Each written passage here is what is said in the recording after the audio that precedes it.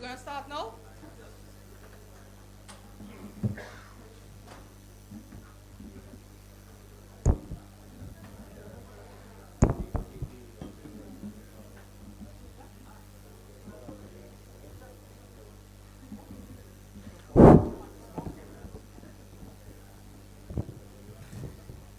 You have 5 seconds in which to put it up here and go back to your seats. Thank you very much. Okay, so we have head coach of India team, Rahul Dravid. I'll pass it over to Anand, who will conduct the rest of the press conference. Please start in English first, and then we'll move on to Hindi after. Thanks, Nat. Before we continue, cameras, can we please be a bit silent? I'll shift, don't worry. Cameras, can you keep it low? Yeah? Can you keep it silent, please? Yep. Okay, we'll take one question at a time. Yes, sir, please. Go ahead. This is Kaushik from Times Bangla. Sir, since KL Rahul is the new vice captain now, and so what is the next strategy with Rohit Sharma, KL Rahul, especially in Eden Garden? I mean, in terms of so he's the vice captain because Hardik is injured, so he's become the vice captain.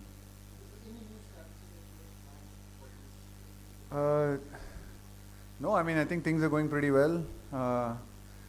Played 7 good games of cricket, and the team's playing really well. We know we're up against a team that's also playing some good cricket in this tournament. So yeah, we're really looking forward to this game tomorrow, and it's always a great privilege and a pleasure to play in the Eden Gardens in Kolkata. So yeah, as a team, we are really looking forward to the game tomorrow.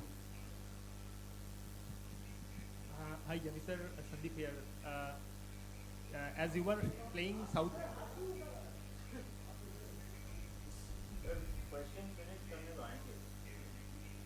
Many are saying that this match could be the dress rehearsal of the final, World Cup final. So how do you see this match against South Africa, who have won 6 out of 7 matches in this year's tournament?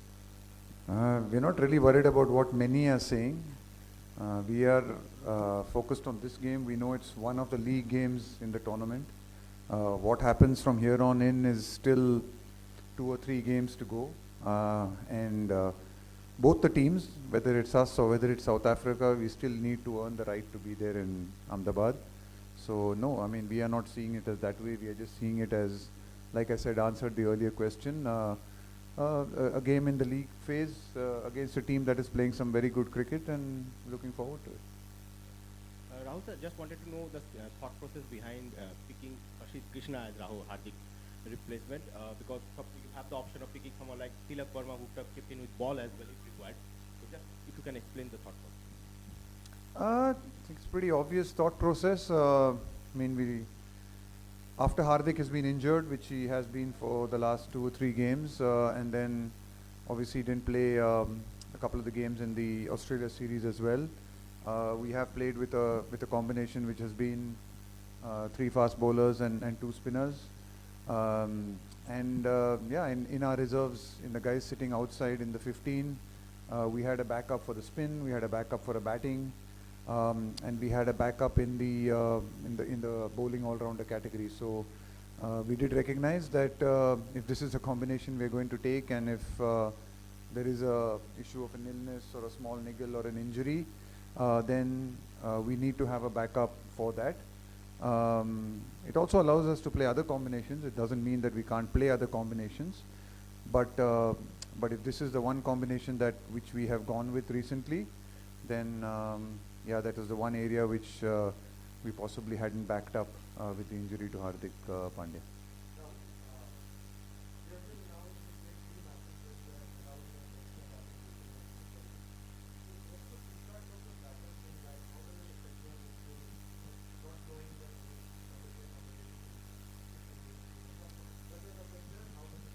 I mean, I don't think so. I don't think we are going to think about it too much. I think, there's only been in one game when we've probably felt the need for the number 8 and 9, which was the game against England in Lucknow. And actually our number 8 and 9, added 40 after the 7th wicket.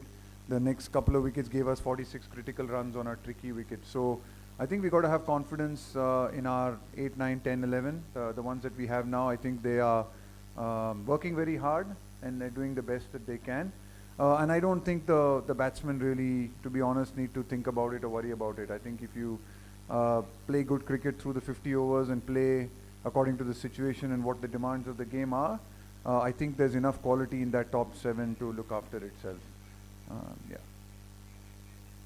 Rahul भाई, अभी थोड़ी देर पहले जब south Africa के captain आए थे तो उन्होंने कहा था कि 6 बॉलर इंडिया के पास नहीं। आपको लग रहा है कि हार्दिक वैसे टीम में नहीं है, वो आउट हो गए वर्ल्ड कप से, एक 6 बॉलर का जो क्वेश्चन है वो इंडिया के लिए शायद वो पॉइंट है जिसको देखना पड़ेगा? हाँ ज़रूर, अगर आप उन्होंने जस्ट फैक्ट्स कहा है. The fact is that yes, we will not be in a position to have a proper sixth option. We do have the option to call upon our wrong-footed, in-swinging menace. And, with the crowd behind him, I'd back him for a couple of overs there and a few wickets. The crowd was demanding his bowling in the last game. We came very close to giving him an over. And then we've got Surya who can turn his arm over a little bit, and then Rohit's bowled a bit as well. So, look, yeah, you're right. I mean, obviously the sixth option is something that, Hardik gave us. But you're right as well that, we have been playing the last 4 games without the sixth bowling option. We also played a couple of games in the Australia series before the World Cup without the sixth option. We won 2 of our games, both in Mohali and in Indore, when we played only with 5 bowling options in those games as well. So we have responded really well to that challenge. Yes, of course, we probably won't have that sixth bowling option in these games, but the response of the team and the players has been really good when we've not had it. So I think we've played enough games without having it and seem to have done pretty well. Rahul, I wanted to ask about Surya. The manner in which he batted against England on a tricky pitch. Like you had earlier spoken about finding new scoring areas. Like the way he batted his range, like how satisfied were you, and is he trying anything different from what he does in T20 cricket? Like after that innings, has he changed something?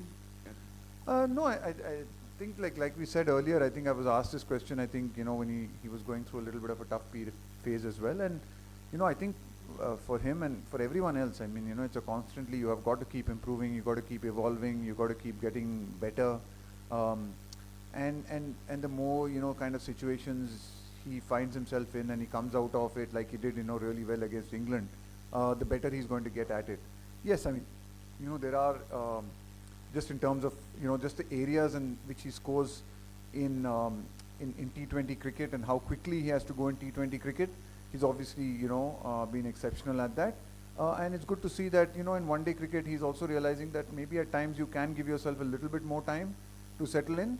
And then you know how dangerous and he can be at the death. So it all really depends on situations, and I think he has that experience because he's played so much of, sort of domestic cricket. He's been around for the last 10 years. So just, I think we're sort of relying a lot also on his experience to be able to read a situation really well.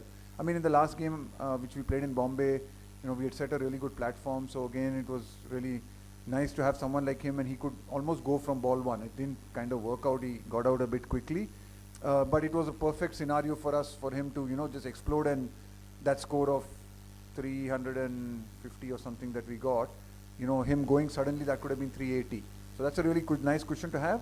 Other situations, when like against England, when we were wickets down, then probably you need him to play a slightly different kind of role for a while and then look to go hard at the end. So, yeah, it's just that it's nice to have that experience of people like him and Jadeja announced at the back end, just to be able to read that situation and play according to the situation. And that's really important in one-day cricket. T20 cricket, sometimes, you just have to play in one way. One day, sometimes lower down the order, you need to be able to be smart enough of how to read a game and read a situation. Rahul, 2 wickets used here, both behave kind of differently. There was due one day, there was no due the other. Now, you've been associated with Eden Gardens as player and as IPL player and coach for a long time. Do you think this makes the conditions here a little difficult to read, especially for one-day games? And the other thing is the guy you almost gave a bowl at the Wankhede, how has he been able to keep away the noise of his birthday, 49, and the team? Okay, so long question, so let me... Yeah, no, firstly, I've given up on due. Honestly, I don't read due, man. I just given up on it. I can never predict it. neither can groundsmen, man. Half the time they're telling me something and then it's not thing. So, but I think this tournament, I think the beauty of this tournament is that it has shown that, if you bat first and you put good scores on the board, due hasn't been as much of a factor. The results haven't been as skewed as maybe even a lot of people thought leading into this tournament. So I think that's a good thing. So I don't think, too much, there needs to be too much into it. Yes, if you need to be able to respond. I mean, obviously, when you are faced with that situation, then you need to be able to respond and see how to react to it and deal with it. But luckily, it's not been so much of a factor. So again, here, like I said, I'm not really worried about it. It might come, it might not come. We just play according to how we think, what we think is best, gives us the best chance to win in this game. Yeah, and I think Virat's been really relaxed, and as you can see in his performances, batting really well for us. Really keen to do well as he always is. So look, I haven't noticed anything different. He's always been the same. He's always been professional, always been hardworking, always been switched on. So nothing different. And no, I don't really think he's thinking too much about 49 and 50, and probably certainly not about his birthday, getting a year older, But no, I think he's been really focused on winning the tournament and playing some good cricket for us, and I think he's doing that really well. Rahul थोड़ा सा इससे आगे जो इन्होंने पूछा था, last 2 days there was rain also yesterday, and today also there was overcast entire day, और कल के लिए भी there is forecast of overcast for the entire day. So do you consider before going into a match to change the 11 according to the situation, or would you like to go with the winning combination in this match? देखिए, बारिश होगा या due होगा उसके बारे में हम ज़्यादा कुछ ये नहीं कर सकते, उसके ऊपर इतना प्लान नहीं कर सकते. तो नहीं, हम ज़्यादा कुछ इतना सोचेंगे नहीं. जो हमारी प्लेइंग 11 होगी वो कल पता ही चल जाएगी. पर नहीं, वो हम उसके वेदर के ऊपर से लेके हमारी प्लेइंग 11 को इतना कुछ चेंज नहीं करेंगे, क्योंकि वो हमारे हाथ में नहीं है. Coach, with Hardik now out and it's earlier addressed that batting is now ending at 7. So how, in that context, how important was Shubman and Shreyas getting those big runs in the last game for the entire batting piece to kind of come together before you enter the knockout? Booms is going to take exception to it ending at 7. Watch out for him in the corridor somewhere. No, I think it's important that we're in good form. We're playing really good cricket. I think both of the guys, it was nice to see Shubman, and Shubman's obviously coming back. I think for him it was just, he was in such good form and playing so well. It was just a little unfortunate for him that, he picked up dengue at the start of the tournament, and it's taken him a little bit of time to get over that. I think we underestimate, you underestimate the kind of effect something like that can have on you, and then having to come out and play in the heat and travel, and it's been quite a hectic tournament as well. So it's sometimes you do underestimate, how much of an impact that can have on your body. So it was really nice for him to be able to, sort of grind out some really good runs for us in Bombay, and Shreyas as well. I think again he's someone who has been, he's batted well, but just hasn't, maybe in a few of the games hasn't gone on and ticked on and got a big score. So just for him to come out yesterday, and I mean a couple of days ago, and play in the manner that he did, just coming in straight away and recognizing that a platform had been set, a base had been set, and it was a good wicket, and we knew we needed to get 325, 330 plus on that kind of wicket, and 320 we reckoned was par actually. So we wanted to go hard, and for him to have that courage and the skill to be able to execute that performance, knowing that he hadn't got runs in the last 2-3 games, I think speaks volumes about him as a person and his temperament. It's not easy to come out and play like that when you've had a couple of tough games behind you. And also just the kind of support that he's received from, the skipper and the rest of the team. So, I think it's a really good sign to see that both from his side, and also just the kind of support he's been receiving and the confidence he's been receiving in spite of, 1 or 2 games which might not have gone as well as he would have liked. Rahul, especially after the last couple of games, a lot of the focus has been on the fast bowling group. But how good has Jadeja been both with the bat and with the ball, and how significant does his role become now that you know that Hardik's not going to be available? Yeah, it's been exceptional. I think, Jadeja is someone, if you look at the numbers, we look at stats, we look at data, we look at it quite a lot. I mean, he's been exceptional in this tournament. Again, like you rightly said, because of how good our seamers have been and how fantastic it has been to watch them up front. The performances of people like Jaddu and Kuldeep probably gone slightly unnoticed. But I think his ability and sometimes even having to bowl with a slightly wetter ball, because when the ball's been slightly wet, just the kind of control that he's given us through the middle, the way the control he's given Rohit has been, sensational. And just the areas he's bowled as well. I think, every metric point tells us that, he's up there with anyone in this tournament in terms of, just the areas he's been able to hit, the speeds he's been able to bowl at. And there's a lot of good conversations around the group in our bowlers meetings with him, and just to see him, just in that kind of relaxed space and very clear about what he wants to do and what he wants to achieve, and just having that confidence to do that consistently over and over again has been fantastic. And then with the bat, again, not easy for someone like him, because bats at 7, doesn't play for 3 or 4 games, and then has to come in and again play quite an important innings every time, So that's the tough thing of guys who bat at 6 and 7. Like when you're batting in the top 3, you know that every single game you're going to get an opportunity to play. Sometimes at 6 and 7, you're not really sure when you're going to get a chance, or even sometimes you won't even get a game, or you won't even get a hit like if they haven't for the first 2 or 3 games when the way we batted. But he's just come in and played critical knocks. Even the last one, he was able to really give us that little bit of a fillip, a nice little 30 there. Got a 40 in the 2 games before that, I think. So that's really good. And then his fielding is incredible, to have someone like him at point and taking some of the catches that he has. So really great all-round package for us, and someone who's really had a fantastic tournament. A little bit maybe gone under the radar a bit. Hello, hi.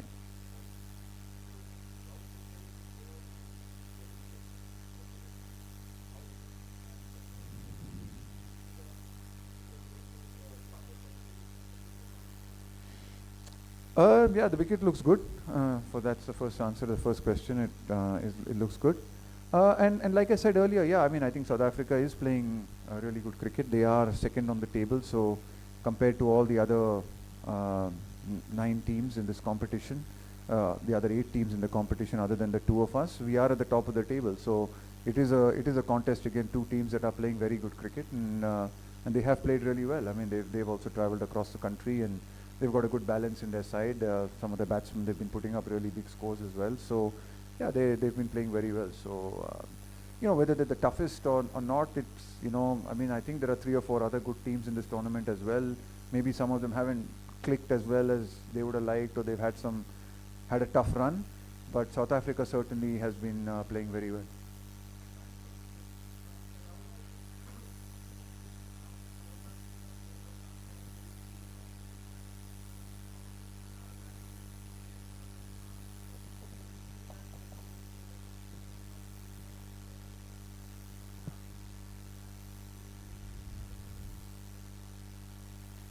हमारी कोशिश एक match है, next match खेलना है.